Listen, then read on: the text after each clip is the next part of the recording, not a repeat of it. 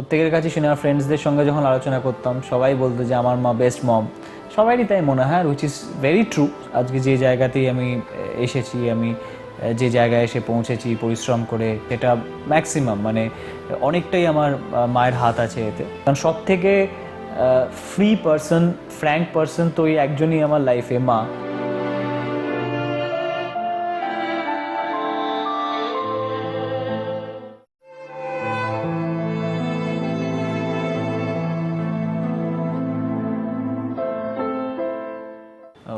মা আমরা সকলেই জানি যে প্রত্যেকের জীবনে কতটা বড় জায়গা জুড়ে থাকে, জায়গা নিয়ে থাকে। সবার পুরো পৃথিবী, পুরো জগৎটাই মা হয় অনেকেরই। বাবা মা সব কিছু মিলেই ম্যাক্সিমাম আমাদের সবার পুরো পৃথিবীটা ওই জুড়েই থাকে। তো আমার জীবনে মায়ের ভূমিকা বলবো ইনফ্যাক্ট পুরোটাই। তার কারণ আজকে যে জায়গাতেই আমি এসেছি, আমি যে জায়গায় এসে পৌঁছেছি পরিশ্রম করে, পুরোটাই মোটিভেশন হোক বা যাই হোক, কোনো অ্যাডভাইস, সেটা ম্যাক্সিমাম মানে অনেকটাই আমার মায়ের হাত আছে এতে। ছোটোবেলা থেকেই মা আর কি প্রচণ্ডভাবে আমাকে একটু ডিফারেন্ট কাইন্ড অফ প্রফেশনে যেতে একটু মা হেজিটেট করতেন। তার কারণ বিশেষ করে film line not safe, not secured, এটা মায়ের মনে হতো। সেটা যখন আমি ক্লাস 9, 10, 8, 9 এরকম পড়ি। তো সেই সময় প্রচণ্ডভাবে পড়াশোনাটাই মায়ের কাছে ফার্স্ট প্রেফারেন্স ছিল। নট অনলি ফার্স্ট প্রেফারেন্স বলবো, বাট দি অনলি প্রেফারেন্স ছিল মায়ের কাছে। শুধু একটাই জিনিস জানতো যে ভালো করে পড়াশোনা করে হয় ডাক্তার নয় ইঞ্জিনিয়ার, এরকম কিছু আমাকে করাতে চাইতেন।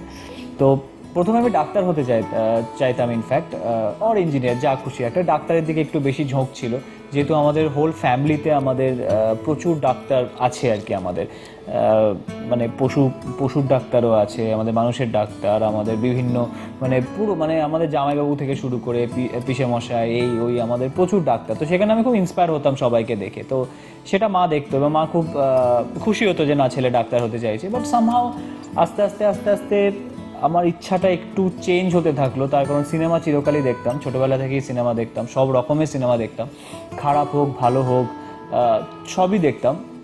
ওভারঅল ফিল্ম দেখতেই আমার খুব ভালো লাগতো। তো সেই কারণে আর কি ওই ইচ্ছাটা আস্তে আস্তে জাগতে শুরু করলো যে হোয়াই নট আমি ট্রাই করি ফিল্মে। It's a very good profession, it's a very interesting profession. তো কোথাও না কোথাও সেটা মায়ের কাছে শেয়ার করি। তো মা সেই সব নিয়ে খুব বেশি বকাবকি বা কিছু করেনি। আমি কলেজে ভর্তি হই, আমি তারপর বিবিএ অনার্স নিয়ে আমি হেরিটেজে ভর্তি হই। সেখানে আমার একটা সময় এমন হয়েছিল, আমি তখন আমি স্ট্রাগল করছি, প্রচুর স্ট্রাগল করছি। তো সামহাও আমার কেল্লা ফতে ফার্স্ট ফিল্মটা কোনোভাবে আসে, ওটা ওয়ার্কআউট হয়, সিনেমা শুটিংও শেষ হয়ে যায়, সব কিছু হয়ে যায়।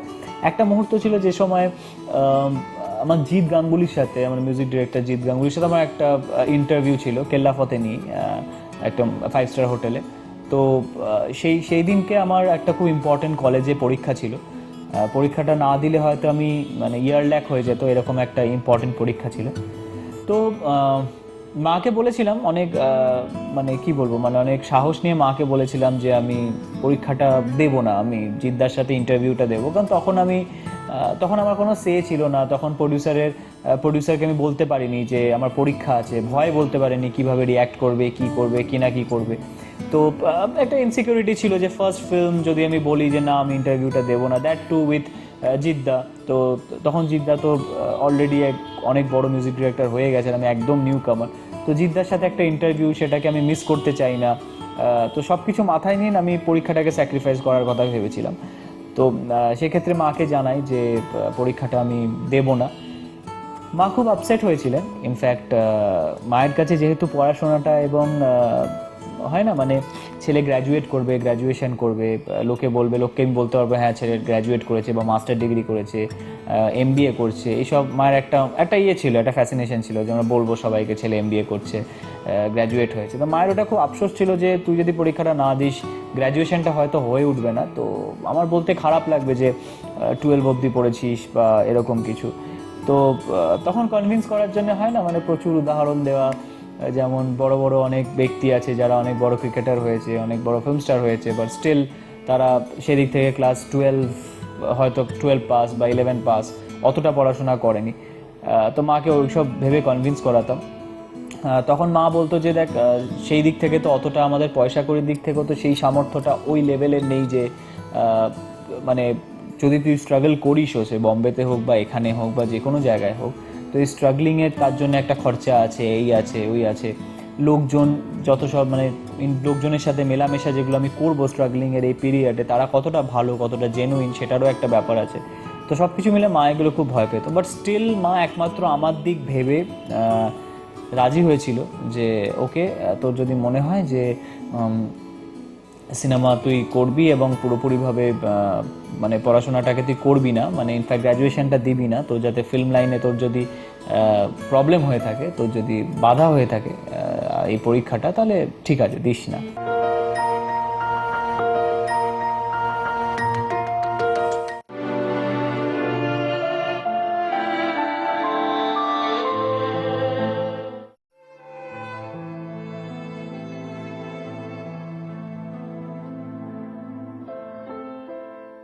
অ্যাকচুয়ালি আমার এই ফিল্ম লাইনটাকে আমার চুজ করার জন্যে, এবং তার জন্য অনেকে এগেনস্টে ছিল। আমার এগেনস্টে ঠিক বলবো না, মানে কেউই বাধা দেয়নি সেরকমভাবে, বাট হয় না অনেক কিছু কিছু কথাবার্তা, খুব পিঞ্চ করা কথাবার্তা, সেটা আমার ফ্রেন্ড সার্কেলও হোক বা খুব দুঃসম্পর্কে ফ্যামিলির কেউ হোক, হ্যাঁ, একটু ওরকম অনেক ছিল। তো সেগুলো মাকে হ্যান্ডেল করতে হতো, সেগুলো পুরোপুরি সেগুলো মা হ্যান্ডেল করতেন।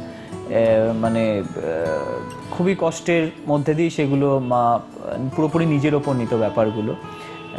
তার এবং যখন একদমই পেরে উঠতো না, তখন মা একবার এসে আমাকে বলতো যে তুই কি শিওর তুই কোন দিকে যেতে চাস, কি যেতে চাস, কারণ দেখ এরা এরকম বলছে এরকম বলছে। মা পুরোপুরি প্রোটেস্ট করতো সেটাতে, এবং মা হয়তো নিজেও হয়তো অতটা কনফিডেন্ট ছিল না মা যে আমি কি করতে পারবো না করতে পারবো। তার কারণ সত্যি কথা বলতে আমাদের কোনো গডফাদার নেই এই ফিল্ডে, কিছুই নেই ইনফ্যাক্ট। তো সেদিক থেকে মাও একটু, মায়ের মধ্যে ওই কনফিডেন্সটা একটু কম ছিল যে কোথা থেকে কি করব, কোথা মানে শুরুটা কোথা থেকে হবে, গ্রিপ কোত্থেকে পাবো, কি পাবো। বাট স্টিল সবসময় আমার সাপোর্টে ছিল মা। আর এবং যতজন এই ব্যাপারটার এগেনস্টে গেছে তার হয়ে দাঁড়িয়েছে আমার মা।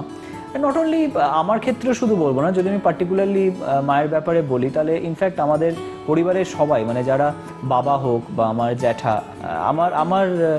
আমি চিরকাল থেকে এসেছি, আমি, আমার মা, বাবা আর আমার জেঠু, এটাই আমাদের মানে এক বাড়িতে একটা ফ্যামিলি, এরকমভাবে আমরা থেকে এসেছি চিরকাল। তো এই যতজন আমরা একসাথে আছি, তাদের হয়ে পাশে দাঁড়ানো, যে কোনো সময় রুখে দাঁড়ানো যেটাকে বলে, সেটা চিরকাল মা করে এসছে, চিরটা কাল।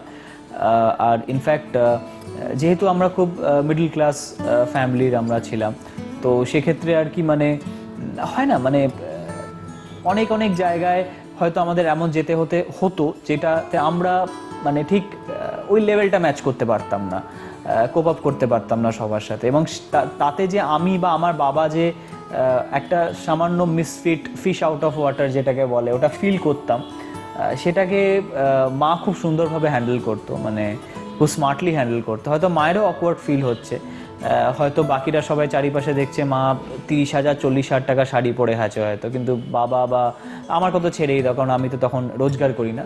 বাবার কথাও যদি বলি, বাবা হয়তো ম্যাক্সিমাম 300 টাকা 400 টাকা শাড়ি হয়তো মাকে অ্যাফোর্ড করতে পেরেছে এবং সেটা দিয়েছে, সেই সময়কার আমি কথা বলছি।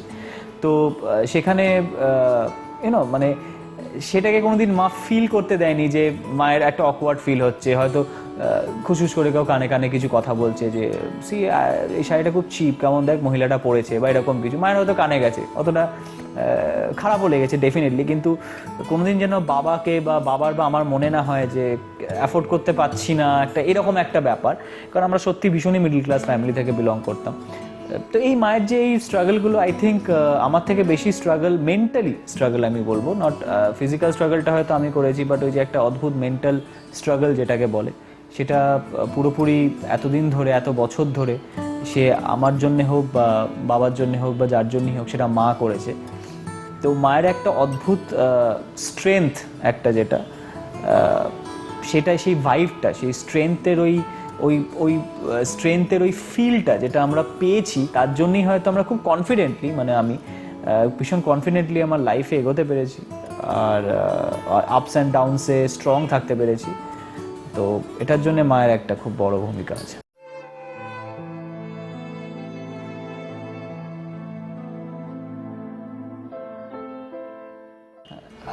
মাকে প্রথম খুশি হতে আমি দেখেছি, মা বাবা দুজনকেই ভীষণ খুশি হতে আমি দেখেছি আমি যখন সেই ছবিটা অ্যাকচুয়ালি ওয়ার্ক করেনি মানে ওই ছবিটার শুটিংই শুরু হয়নি। এটা অনেক আগেকার কথা, তখন স্ট্রাগল শুরু করেছি। প্রথম আমি একটা প্রোডাকশন হাউসে কাজ পেয়েছিলাম, মানে কিছুটা ফাইনাল হয়েছিল, এবং সেইটা যখন প্রডিউসারের মুখ থেকে প্রডিউসার আমায় বলেছিল যে আমার ছবি হিরো তুমি হবে, সেই কথাটা আমি ফোন করে অফিসে গেছিলাম আমি তাদের, তো সেই অফিস থেকেই আমি ফোন করে আমি মাকে আর বাবাকে যখন খবরটা জানাই, সেই সময় মা একটা অদ্ভুত চিৎকার ফোনের মধ্যে। মাকে কোনোদিন অতটা ওভারওয়েলমড হতে আমি দেখিনি। তো ওই সময়টায় মায়ের মনে হয়েছে মাকে এরকম মানে ছেলে মানুষই বা এরকম করতে আমি কোনোদিন দেখিনি। একটা মানে ভীষণ আনন্দ হয়েছিল মায়ের ওটা, বাট কোনো কারণে সেই ফিল্মটা হয়ে ওঠেনি। আমার শরীর খারাপ হয়েছিল, তারপর ওই ফিল্মটা তারপর আর ওটা ওয়ার্ক করেনি।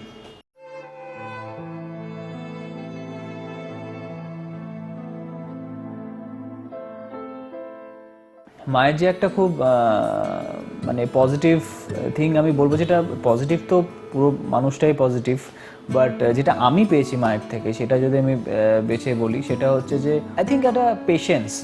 মায়ের পেশেন্স খুব ছিল চিরকাল, যেটা আমার মধ্যে ওই জিনিসটা খুব আছে, ওই পেশেন্স জিনিসটা। কেননা আমি আবার কেরিয়ারের দিক থেকেও যদি বলি, আমার প্রথম দিকটা একটু শেকি একটা ব্যাপার ছিল, যে সময়টা আমি খুব স্ট্রংলি খুব ব্যাপারটাকে সেটা হ্যান্ডেল করতে পেরেছিলাম আমার পেশেন্সের জন্য, যেটা মায়ের কাছ থেকে আমি পেয়েছি। আমার এমন এমন ফেজ গেছে যেটাতে আমাকে খুব মানে কি বলবো, খুব অন্যায়ভাবে অনেক কিছু আমার ওপর ঘটেছে। আমার সাথে অনেক কিছু অন্যায় ঘটেছে, আমার সাথে অনেক মানে প্রতারণা হয়েছে, অনেক কিছু বিট্রে করেছে অনেকে, অনেক কিছু। তো সেই মোমেন্টটাতে না আমি খুব কুল ছিলাম, এবং সেই পেশেন্সটা আমার মধ্যে ছিল যে ভালো দিন আবার আসবে, ভালো দিন আবার আসবে।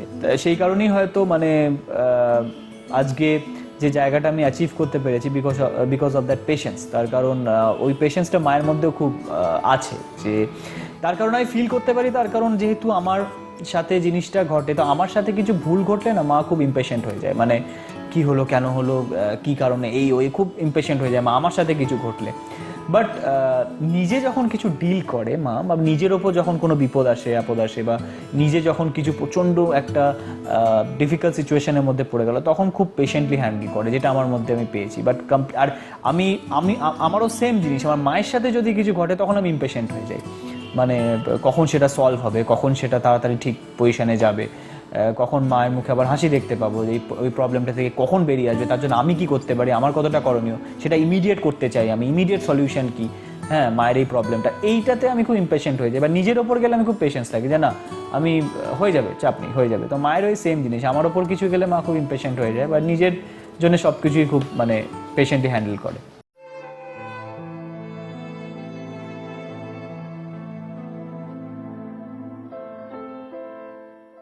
মাকে ইনফ্যাক্ট ছোটবেলায় দুষ্টু আমি একটু খুব কম ছিলাম, তার কারণ আমি চিরকালে খুব শান্ত ছিলাম, খুব ইন্ট্রোভার্ট। আর দুষ্টুমি সেরকম বলতে ওই লেভেলের নয় যে প্রচণ্ড মার কি মানে হয় না প্রচণ্ড মারবে বা ওরকম কিছু না। বাট হ্যাঁ খুব কথা মানে দুষ্টুমি ওরকম খুব দুষ্টু না, বাট ওই একটু খুব মানে কথা কম শুনতাম, মানে ঢ্যাঁটা যেটাকে বলে না, আমাদের পুরো বাংলায় যেটাকে ঢ্যাঁটা বলে, ঢ্যাঁটা ছেলে তো, ঢ্যাঁটা ছিলাম। হ্যাঁ মানে মাকে আমার পেছনে খুব লেগে থাকতে হতো, এইটা কর কর কর কর কর, খা খা খা, স্নান কর স্নান কর স্নান, এই ব্যাপারটা মাকে মানে এখনো জুতো পরে মোজা পরে পুরো প্রপার ড্রেসড আপ হয়ে আমি বিছানায় শুয়ে পড়ি, মানে শুটিং করে এসে ওই অবস্থাতেই শুয়ে পড়ি। হ্যাঁ তো আবার মা সেই কন্টিনিউয়াস পেছনে লেগে যাচ্ছে যে ফ্রেশ হ ফ্রেশ হ ফ্রেশ হ ফ্রেশ হ, হ্যাঁ এসে শুয়ে পড়ি, হয়তো 4 ঘন্টা ঘুমিয়েও গেলাম। হ্যাঁ তারপরে এইগুলো এই ছোটোখাটো ব্যাপারগুলো এখনও আমার মধ্যে আছে। তো মায়ের সব থেকে ইরিটেটিং, মানে আমার যে নেচারটা মায়ের সব থেকে ইরিটেটিং লাগবে সেটা হচ্ছে এটাই, যে মানে ওই মাকে সারাক্ষণ পুশ করতে হতো আমাকে, এটা কর কর কর কর কর, সেটা পড়াশোনার ক্ষেত্রেও হয় বা আদার অ্যাক্টিভিটিস। তো এই নিয়ে আর কি মায়ের সাথে নোকঝোঁকটা খুব লাগতো চিরকাল।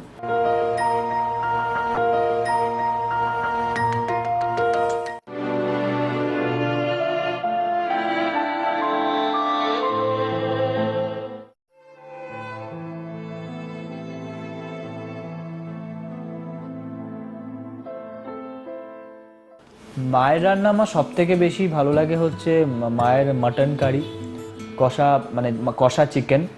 আর আহ, মায়ের মায়ের পনিরের ডাল, পনির দিয়ে ডাল, একটা খুব সুন্দর করে পনির দিয়ে ডাল করে মা।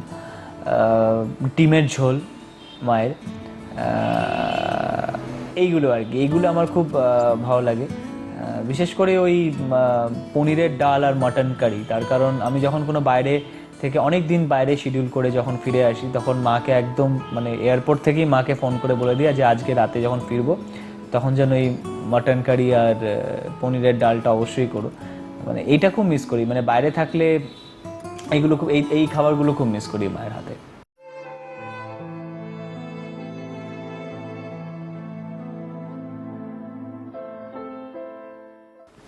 আমার ক্ষেত্রেও অ্যাকচুয়ালি ব্যাপারটা অনেকটাই সেম।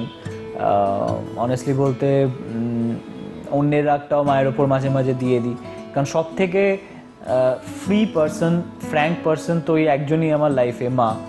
তো মা তাই এক একদিন রেগে মেগে মা বলতো যে মানে যার ওপর রাগ হয়েছে তুই তাকে কিছু বলতে না পেরে আমাকে বলছিস, হ্যাঁ তাকে বলার তো সাহস নেই, আমাকে বলে যাচ্ছিস। তো বাট এই এই জিনিসগুলো এই কারণেই আসে যে সব থেকে ফ্রি মানুষ বাড়িতে, যার সাথে সব থেকে বেশি খোলামেলা, যার থেকে সব থেকে বেশি ফ্র্যাঙ্ক, সে তো যেহেতু মা। তো সে কারণে হুট করে ওই রাগটা বা কিছুটা, যে আমি জানি মানুষটাকে আমি বলতে পারি অনেক কিছু এবং সেটা ইনস্ট্যান্ট সলভ হয়ে যাবে, ইনস্ট্যান্ট আবার ঠিক হয়ে যাবে, জাস্ট 2 মিনিটের ব্যাপার। রাগটা ঝাড়ার হয় ঝেড়ে দিলাম, 2 মিনিটে আবার সব ঠিক হয়ে যাবে। তো ওই একটা সেফ জোন থাকে যে মায়ের ওপর রাগ দেখালে সব থেকে সেফ জোন, কারণ দুজনেই আবার ঠিক হয়ে যাবে 2 মিনিটের মধ্যে। আর কারোর উপর রাগ দেখালে হয়তো সেই সম্পর্কটাই শেষ হয়ে যাবে বা চিরকালই তিক্ততা থাকবে সেই মানুষটার সাথে। কিন্তু একমাত্র মায়ের ওপর আমি রাগ দেখাতে পারি, যা খুশি করতে পারি, জিনিসটা আমি জানি 2 মিনিটের মধ্যে আবার নর্মাল হয়ে যাবে।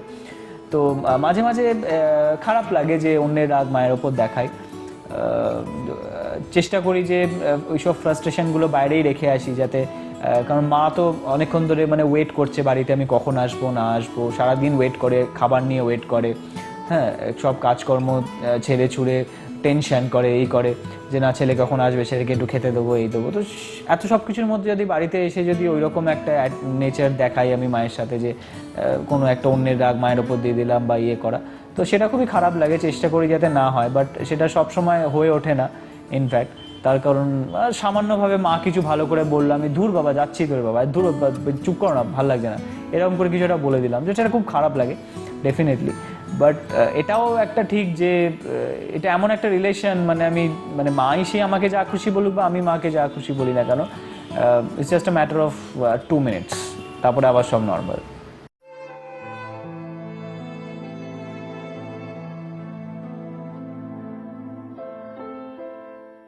কোনোদিন যদি জীবনে প্রেম হয় বা কিছু, সেটা প্রেমটা কোনোদিন কোনো অত ক্রাইটেরিয়া দেখে তো হয় না। সেটা কিছুটা হয়তো মায়ের সাথে ম্যাচ করলো, কিছুটা আমার সাথে ম্যাচ করলো। কিন্তু যদি মানুষটাকে ভালো লাগে বা কোনো প্রেম হয় বা কিছু, বা ঠিক করলাম যে এর সাথে বিয়ে করব ভবিষ্যতে ভাবছি এরকম কিছু, তো সেইটা যদি একবার হয়ে যায়, সেটা মা সবসময় অলওয়েজ প্রায়োরিটি দেবে। মানে মা সবসময় আমাকেই প্রায়োরিটি দেবে, যে তোর যেটা, যার জন্যে তোর মানুষটাকে ভালো লেগেছে, কিছু তো আছে যার জন্য মানুষটাকে ভালো লেগেছে, ওটাই এনাফ, দ্যাটস ইট। কিন্তু মায়ের যেটা খুব মানে যেটা আমাকে মন থেকে মানে মাঝে মাঝে বলে আর কি, যেটা মনের ইচ্ছা যেটাকে বলে, তার উপর কোনো প্রেশার নেই অবশ্য, কিন্তু মা যেটা মাঝে মাঝে মনে বলে যে আমাকে, সেটা হচ্ছে যে এডুকেশনটা মায়ের কাছে অতটা ম্যাটার করে না, সেই মেয়েটা কতটা এডুকেটেড বা কিছু, সেটা মায়ের কাছে অতটা ম্যাটার করে না। মা বলে ওইসব নিয়ে আমি কি ধুয়ে জল খাবো, এডুকেশন নিয়ে আমি কি করব, জাস্ট সমাজের সাথে যেন মিশতে পারে, স্বভাব ভালো হয়, সমাজের সাথে যেন মেলামেশা করতে পারে, আর অ্যাটলিস্ট ওইটুকু প্র্যাকটিক্যাল এক্সপিরিয়েন্স লাইফের সাথে যেন সেই মেয়েটা থাকে, যে সব কিছু যেন মানে খুব স্মার্টলি হ্যান্ডেল করতে পারে। শুধু পুস্তক বিদ্যা নিয়ে তো কিছু হয় না, প্র্যাকটিক্যাল এক্সপিরিয়েন্সটা একটা অনেক বড় ব্যাপার। তো ওইটুকু থাকলেই মায়ের যথেষ্ট। আর খালি যেন দেখতে খুব সুন্দর হয়, এটা একটা মায়ের খুব বড় ক্রাইটেরিয়া, যেন দেখতে সুন্দর হয়, তাকে যেখানেই নিয়ে যাবো সবাই যেন হাঁ করে দেখবে, এবং হয় না একটা গর্ব করে বলা যে আমাদের বাড়ির বউ বা এরকম কিছু, এবং সে তাকে যখন লোকে দেখবে সেটা যেন হাঁ করে লোকে দেখে, এই একটা মায়ের একটা ভীষণ বড় একটা ক্রাইটেরিয়া। তো ওই আর কি। তো অনেকে বলে যে না মেয়ে যেন পড়াশোনায় ভালো হয়, এই হয়, মায়ের রান্না বান্না করতে পারুক না পারুক কিছু যায় আসে না, কোনো তার সেটাও কিছু না। ভীষণ হাইলি এডুকেটেড, এই নিয়ে পড়েছে, ওই নিয়ে পড়াশোনা করেছে, বিশাল ইংলিশে কথা বলে, সেসবও কোনো ক্রাইটেরিয়া নেই। খালি ছোট্ট একটা আবদার যে যেন দেখতে সুন্দর হয়, খুব ভালো, যেন মিষ্টি দেখতে হয়, কিউট দেখতে হয়। তো সেটাই আর কি, মানে কোনোদিন ওই রকম কোনো মারাত্মক প্রেশার কিছু দেয়নি মা আমার ওপর, তো এইগুলোতেও একটু ছুট রেখেছে।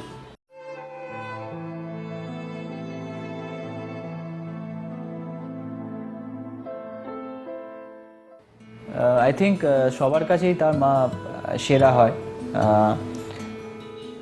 প্রত্যেকের কাছে শুনে, আমার ফ্রেন্ডসদের সঙ্গে যখন আলোচনা করতাম সবাই বলতো যে আমার মা বেস্ট মম। সবারই তাই মনে হয়, উইচ ইজ ভেরি ট্রু। আজকে সেই মানুষটা যেমনই হোক না কেন, সেই মহিলাটা যেমনই হোক না কেন, তার হয়তো অনেক নেগেটিভিটি থাকতে পারে, সেই মহিলাটা হয়তো খারাপ হতে পারে, ভালো হতে পারে, কিন্তু একমাত্র তার সন্তানের কাছে সে কমপ্লিটলি ডিফারেন্ট একজন পার্সন, পার্টিকুলারলি তার সন্তানের কাছে। তো সেই কারণেই আর কি আজকে হয়তো আমার মা অন্যের কাছে, বাকিদের কাছে হয়তো কোনো অংশে খারাপ হতে পারে, ভালো হতে পারে, খুবই খারাপ মহিলা হতে পারে বাকিদের কাছে, বাট অনেস্টলি বলতে আমার কাছে আমি বলবো যে পার্সন হিসেবে, মা হিসেবে বেস্ট।